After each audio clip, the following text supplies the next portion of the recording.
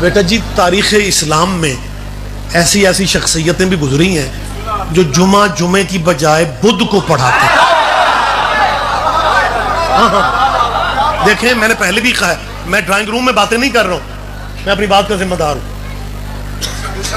جمعہ بدھ کو اور جمعہ پڑھنے والوں کو جمعہ ہو جاتا تھا. میری آواز نہیں پہنچ رہی آپ تک؟ جمعہ بدھ کو پڑھایا گیا, پڑھنے والوں کا ہو گیا. جیسے کہ دینیات کا ٹیچر بچوں کو بتا رہا تھا کہ بیٹا وضو کے بغیر نماز نہیں ہوتی. ایک لڑکا اٹھ کے کھڑا ہو گیا, اس نے کہا سر جی ہو جاتی ہے, میں نے کل پڑھی ہے. اور یار مسکرانے کی راتیں ہیں, آپ آج بھی خوش نہیں ہو رہے. جس بندے نے شعبان میں خوش نہیں ہونا اللہ جانے اس نے کب ہونا ہے.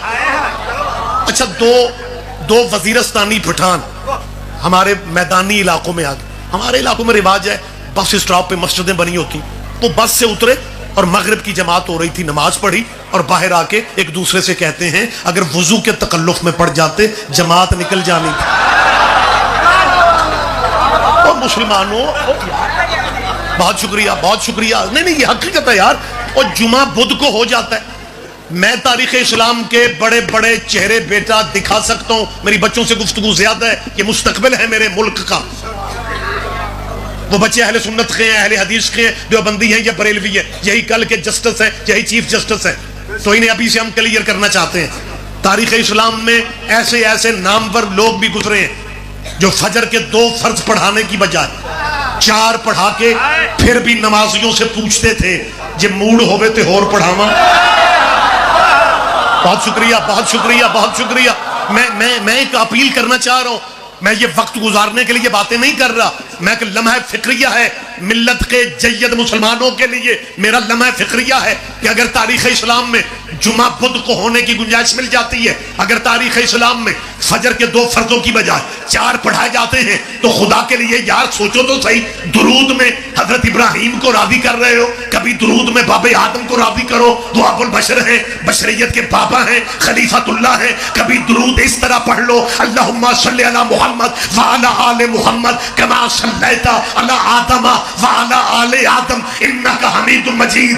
پڑھو درود, تیرا مولوی تجھے کھا جائے گا, وہ کہے گا جاہل نہ بنو. آدم کی آل پہ درود نہیں ہو سکتا کیونکہ آدم کے بیٹوں میں ایک قاتل بھی تھا. اس کا مطلب پتہ ہی نہیں ہے کہ قاتلوں پہ درود نہیں پڑھے جاتے. زحمت فرمائے آپ جیے متوجہ ہیں سرکار صاحبان اکرام. میری اپیل صرف یہ ہے, میری اپیل ہے کہ یہ درود آپ کا بتا رہا ہے کہ درود والا قبیلہ اور ہے, درود والا قبیلہ اور ہے. تو جب آل محمد پہ درود پڑھتے ہو تو یہ غلط فہمی دور کیوں نہیں کر رہے کہ جن پہ نماز میں درود پڑھا جائے انہیں رضی اللہ نہیں کہنا. لیکن آپ کے لوگوں نے پنجاب اسمبلی سے قرارداد پاس کروا لی کہ جیسے صحابہ کو رضی اللہ کہا جاتا ہے ویسے اولاد محمد کو بھی رضی اللہ کہا جائے گا, لکھا جائے گا. اور وہ فوٹو سٹیٹ کاپیاں جھنگ قبرستان تک آ گئیں. پہلے مردے سنتے نہیں تھے, اب فوٹو کاپیاں بھی پڑھتے ہیں.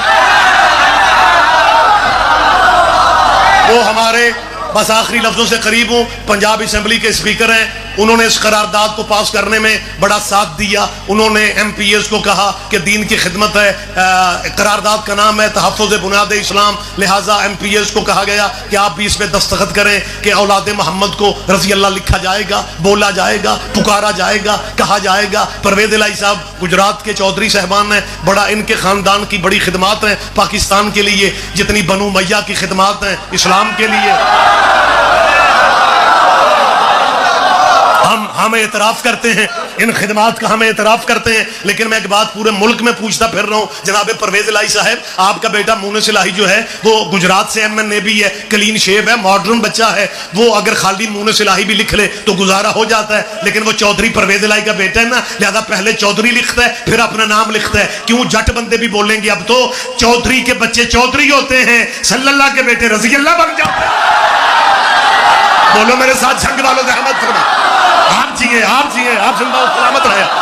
ہم صرف یہ چاہتے ہیں جو بہت شکریہ، جو جس کا مقام ہے، بیٹھے بیٹھ جائے بیٹا بیٹھ جائے، جو جس کا مقام ہے اسے اس کا مقام دو. بس آخری بات کر کے ممبر میں حوالے کر رہا ہوں. رضی اللہ علیہ السلام کا تجھے فرق ہی سمجھ میں نہیں آ رہا. ممبر کوفہ پہ علی تھے، ایک بندے نے کہا کہ جی نبی کی حدیث ہمیں سمجھ میں نہیں آتی. علی نے کہا کون سی حدیث ہے؟ اس نے کہا جی رسول اللہ نے کہا ہے کہ کنت نبیا وآدم بین الماء والطین، میں اس وقت بھی نبی تھا جب آدم مٹی اور پانی کے درمیان تھے، مٹی اور پانی والے پروسیس میں تھے. علی فرماتا ہے کیا سمجھنا چاہتے ہو؟ اس نے کہا جی سمجھنا یہ چاہتا ہوں جب اب آدم بھی نہیں تھا، آدمی بھی نہیں تھے، دنیا بنی نہیں تھی، حضور فرماتے ہیں میں نبی تھا جب تھا ہی کچھ نہیں، پھر حضور کہاں تھے؟ حضور رہے کہاں؟ حضور رہتے کہاں تھے؟ علی فرماتے سنو، اللہ نے اپنی قدرت کاملہ سے کچھ پردے بنائے، کچھ حجاب بنائے، ان حجابوں میں نبی کے نور کو رکھا. حجاب قدرت، حجاب عظمت، حجاب عزت، حجاب حیبت، حجاب رحمت، حجاب نبوت، حجاب کبریا، حجاب منزلت، حجاب رفعت، حجاب سعادت، حجاب شفاعت. کسی پردے میں نبی کے نور نے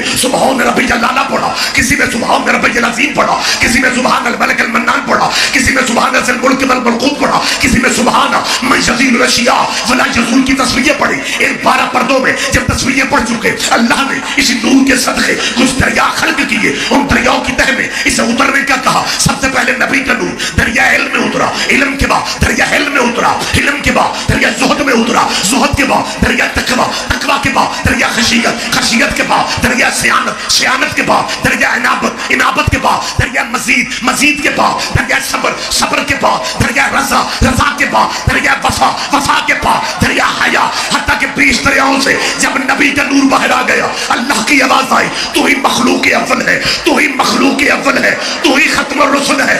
اللہ خطاب دیتا رہا، اللہ خطاب دیتا رہا. تیرا نبی شکرانے کے سجدے ادا کرتا رہا. جب اس نبی نے آخری سجدہ سے سر اٹھایا، اس نبی کے جسم پاک سے 1,64,000 یہ پسینے کے قطرے گر گئے. اللہ نے محمد کا پسینہ ضائع نہیں کیا، ایک کے قطرے کے بدلے میں ایک ایک نبی پیدا کر دیا. آدم صفی اللہ بنا محمد کے پسینے سے، نوح نجی اللہ بنا محمد کے پسینہ سے، موسیٰ کلیم اللہ بنا محمد کے پسینہ سے.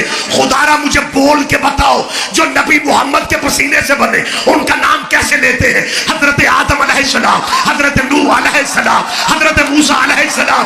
تیرے بھی کیا کہنے؟